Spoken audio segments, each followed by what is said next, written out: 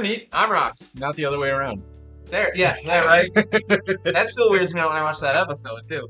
I get weirded out by that.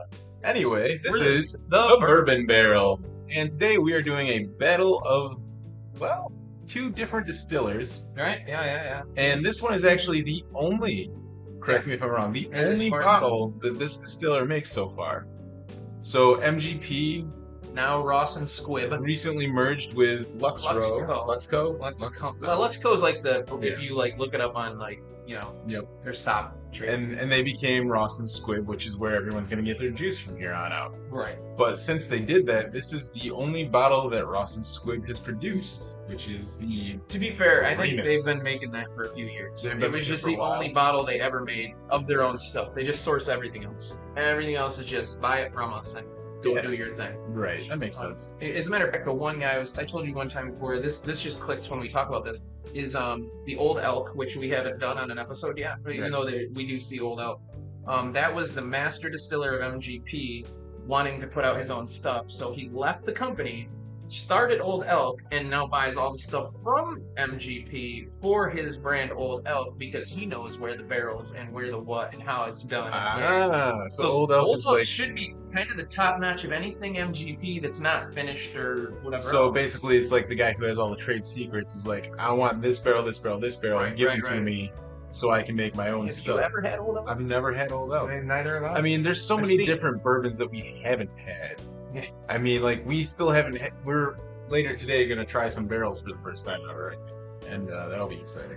It's getting... But it's just so expensive. It is. Like, Well, yeah. I mean, anymore, bottles used to be like, you know, 50, 60 bucks for like a decent bottle. Now it's like 70, 80 bucks for a bottle. And that's thanks to inflation and all that crap. And, you know, I hope everyone's doing okay. It Because, costs $85 in gas to go buy the bottle. yeah. So I mean, it's sad because I just like did the math on all this stuff, and it'll cost you this year to live the same life you lived last year is $7,000 more expensive on average. wow. I'm I'm not making $7,000 more than I did last year. I'm So- not making more than I made last year at all. Yeah, So yeah, it's wild. right? Maybe Maybe. So where do we start though? 93 and 94. And this goes into something too we were just talking about off air. Off air. Yeah. That makes sense. Our buddy Clark Barr texted me and I was showing him that he just had some Remus and he had it with some Blantons and he liked the Remus better.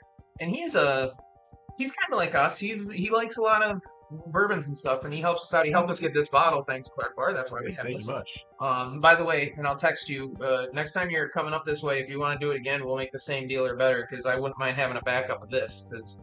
And as I told him, I bought this from Clark Bar. We buy shit like how it is, but I've only ever had this because it's so hard to get with friends. It's either with him, my brother-in-law Jeff, and I had one pour, and I gave one pour to my friend Eric today, and I shared it with him before I got here, and it's just that kind of bottle because it's so hard to come by. Like, I don't want to drink it when I'm home, unless there's somebody coming over or I'm going somewhere, and that's only happened twice, so it's just cool. You know? That's part of it, I think. It's part And of the other journey. the other part is that, like, you enjoy this, right? Like, this is one of the better things that you have on your shelf. Oh yeah, definitely. Maybe not the most And- expensive, but the most. In previous episodes, we've labeled you as the bourbon dumpster. So, Yes, it's true. I am. so if you're home alone, it's like, Oh yeah, everything. I go to the cheap. No, I go to anything I can finish off that I know I can get again. That yeah. you know what I mean. Like, I mean, we just did our wild turkey episode like what, a week ago? Yeah. Wild turkey. But Year 101's almost gone. Yeah, Like, it was- it's a rough week. it was a rough week for sure. Plus, that was Remus. This is the Remus. This is the Remus. I figured we'd let it air out a little because this bottle was just opened before we started the show. So That's true. That's true. I figured we'd let it air out, give it a little sniffy sniff. We go 94 to 93. And is there anything about the mash bill? Because you know how Jess was telling us they have basically two rye mash bills from Ross and Squbb. And I just didn't know if it's kind of all just buzzwords and stories back here. We'd probably have to check it. So for a 94, Yeah, maybe. that is definitely strong on the nose. 47% interesting. alcohol by volume. There's a sweetness in the nose, but there's also like a very strong. Oh, like, this is a GR alcohol. for George Remus. Nice. Okay, right. But this one actually says on the back, distilled by the Ross and Squbb Distillery, which is the first one I've seen that didn't say just in Indiana or. And on the bottom of the actual glass, it has it imprinted. No. Oh, right yeah. here. You showed it to me. Oh, that. Okay, the bottom of the, Yep. not the Yeah. bottom. Distilled in Lawrenceville, Indiana. So So we know. yeah, But you it's know, got to this is be stuff. some of their juice that they really like to get it to 94 and to bottle it before they, like their only bottle they ever had up until they merged with Luxco. And now I don't even know when. I know the merger went through, but I don't know when any bottles will change as far as Right. how and if there'll be any changes to labels. I'm or assuming it's bottles. already changed because, as Jesse said, and you guys will see this soon. Right. He like gets the emails from them, and their whole like email like meaning has changed and stuff, and people are like blowing them out because like, what the hell's this stuff? Right. Ross and Squint. Yeah, I don't Ross need and this. Squint. Yeah, yeah. Yeah. But anyway, for a 94, that is a very strong nose. It's got a okay. Like, so it's normally- like sweet though. I smell sweet. Yeah, there's sweetness, but there's also a little bit of burn on the first, and then after the burn subsides a a little, little bit. there's more sweetness to that nose. But then there's also something else I'm picking up. It's It's not a bad nose, like but it's it's ethanol, but it's not that kick Right. ethanol where it's. somebody should have bottled But this. for a 94, it's pungent. Like this smells like something of a higher fruit. I feel like I think I remember that this one has a softer nose than this is giving me now. Yeah, yeah. But This I will, is a little. I felt this one's usually softer and a little bit silky, yeah, but not on the nose. I mean, obviously that's the taste. You can't smell silk, right. can you? I don't know. Can you? Find out and get back to us. Yeah. Call him my pillow guy. He knows where all the softest sheets are made and the geezer agent. I see that shit all the time. Every day. I'm sick of it. Every day. Like if I buy a pillow, will he stop on my TV for a while and let me be? No, he just. That'll just get more money for everything. God damn it! All right. What you need is a Billy Mays commercial. Right there, Billy Mays here. No, we don't. No, I don't need that commercial. Well, you're never gonna get one because he's dead. So good job. Oh, Jesus. Yes, that happened. All right. Cheers. Cheers to Remus.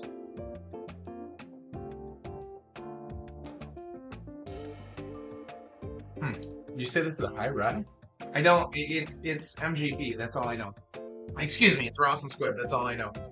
So, you talk now for a second. There's a note of something that you get in cheaper bourbons that have multiple grains that I think this has. And it's not pleasant because it's not mixed well. Like I want to say it's like a harsh rye tone Right. that I'm picking up. Well, Like, it got too high.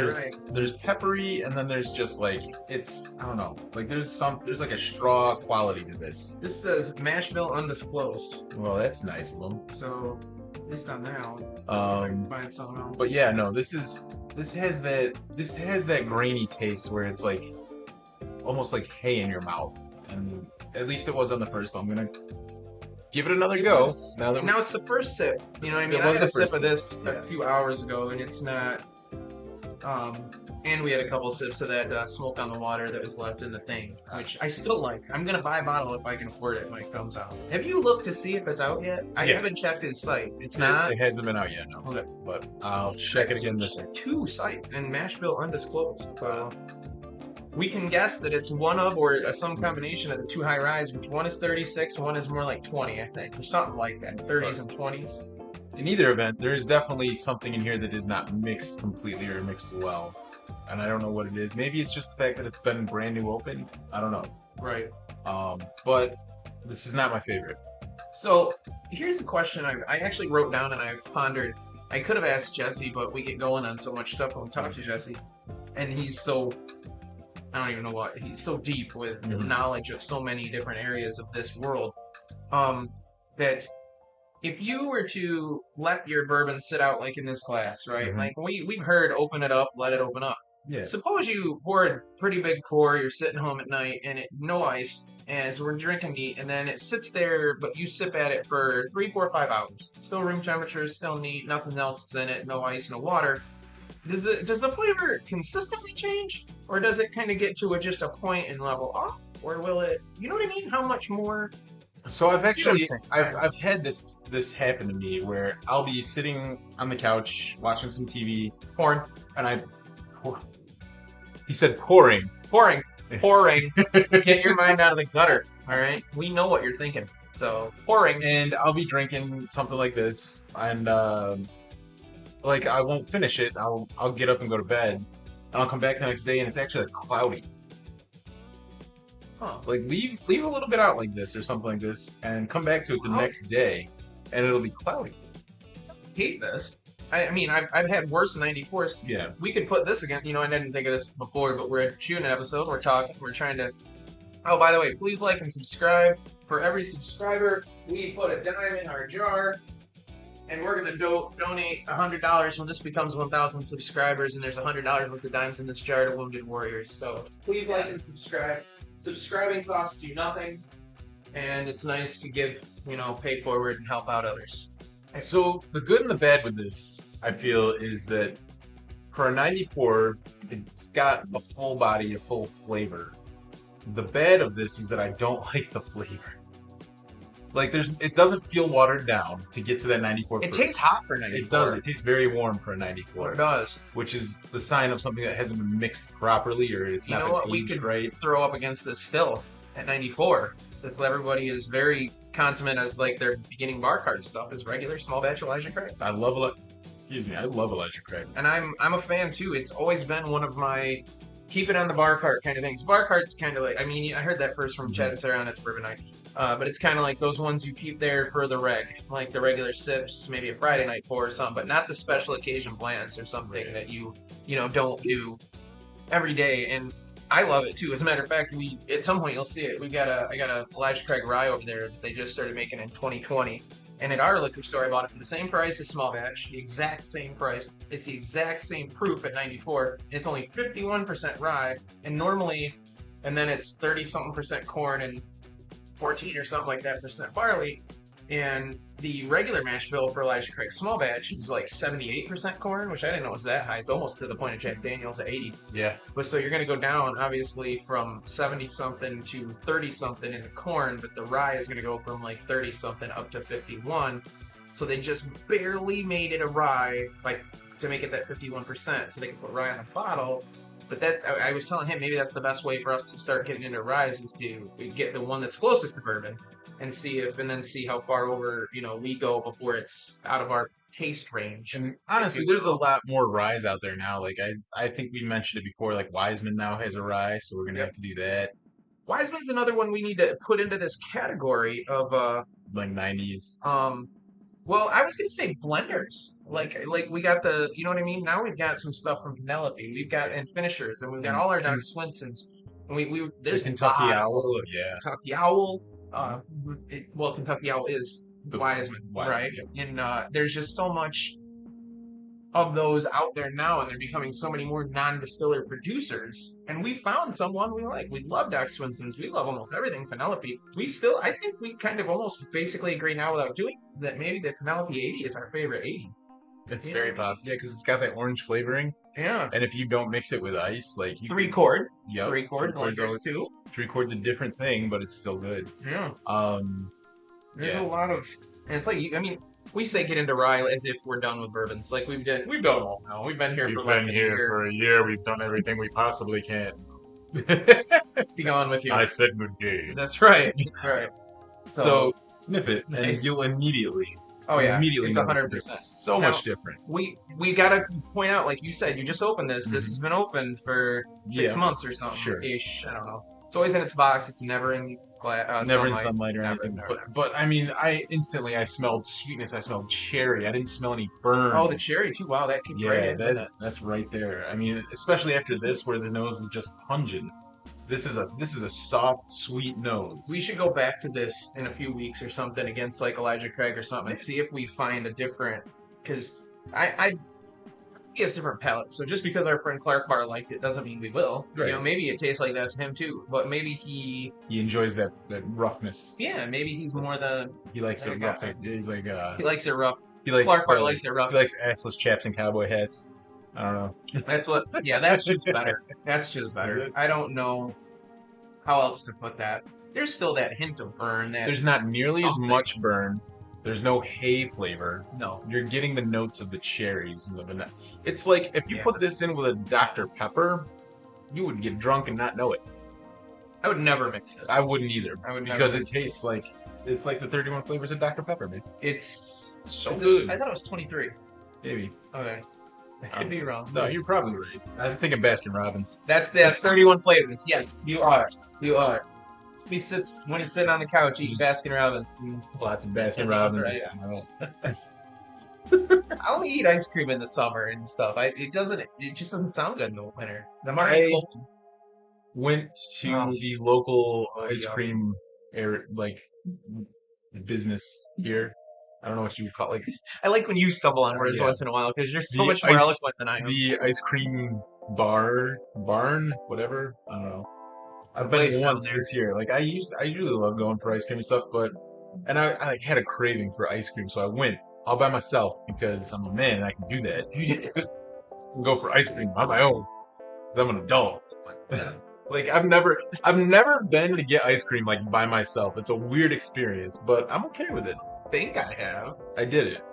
It's like going to the movies by yourself. Once you do it, it's okay. Yeah, it's fine. Not to eat by myself. Not recently, but when I was younger. I do that because I know a lot of servers, and like I'll show up, like if you're working or something, and be like, "Hey, give me some, Very true. give me some pasta." Right. And, like, Need some pasta. I'll go to the Buffalo Wild Wings, but give me some pasta. Right. They'll be like, we don't have any pasta. I'll have the spaghetti You're basket. insane. Stop that. And, I thought you bought another barrel like this. I was Yeah, like, I know. oh yeah. So I told him in text that I bought a third barrel, and I meant the bourbon, not Barrel an actual company. barrel. Yeah. Like we've gone through two. We have the very small one, and we have the 1.5 or 3 liter one. And he thought I bought another one of those. Yes, I totally did. I- Like, wow, you got blending and distilling in your blood. I really don't, because that last one really sucked. Too long. We learned. I did. It was not a mistake. It was a learning experience. What mistakes. There's only Zulu. It's only Zool. Oh my god, you went straight Ghostbusters. That's awesome. So yeah, I mean, Ghostbusters. this one hasn't been open very long, but honestly, I don't think it was. At this point, I don't think it was blended properly. It is what it is. Yeah, I don't know if maybe it's just something that needs to air out. Maybe it Maybe. needs to have been opened, and maybe in another week or two or something different. Maybe it needs ice. Maybe it needs a drop of water. We should buy a dropper, like a dropper can be. Amazon's got to be like $1 or something, right? Get one of those like But like one nose drop. boogie things See for ya. kids. Yes. Yeah, little yeah, blue one, make it absolutely. different. Yeah. Those are gonna suck snot out though, like kind of like Where's it go though? It doesn't go into the ball. You gotta spit it back out. barf. Oh my god. And vomit. But we can try this again. If you wanted to try this again, we can try this again. Oh yeah. Well, something's gonna happen to it. It's right here. You're not gonna be like, I hate this. Well, knowing you, it'll just sit there until I drink it. In the long run, but we should give it another try. Do you want to try some water with it? We have water. To be fair, are you long on time or where are you at? We're good. We're at 18. 18 minutes it. Okay. I mean, we could. I mean, I have water, but Yeah, and we did the Blantons, Yeah, so I'll try this again with water. yeah, just a drop or two, and as best we can drop it or two. Drop it like it's hot. I gotta rinse them out, bro. Oh yeah, good call. I did it in between the first two, and I did. To be fair, too, to Remus here, we're putting it up against kind of a kingpin. Like this isn't like we're throwing it in against. I could have thrown it in against the Yellowstone at 93, 94 too.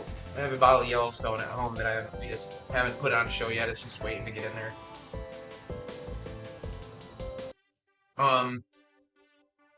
And this is the well-established top 5 for both of us either way, no matter how you do it. Like we blinded it before and it lost to Eagle Rare at E.H. Taylor, but again, Eagle Rare at E.H. Taylor, like it's Yeah, I mean, Buffalo Trace products are kind of like a category of their own at this point. They're great, and I mean, it's so weird. Like if you try like a Buffalo Trace product next to like a Knob Creek product next to like a Maker's Mark product, Oh no. whatever one you try first is probably going to be your favorite because they taste so different. They're so different in their in how they taste. Like their profiles are so much different. You a little on you? No, not yet. Not yet. I'm getting there. We're not. This is the first episode, so we're not sloppy yet.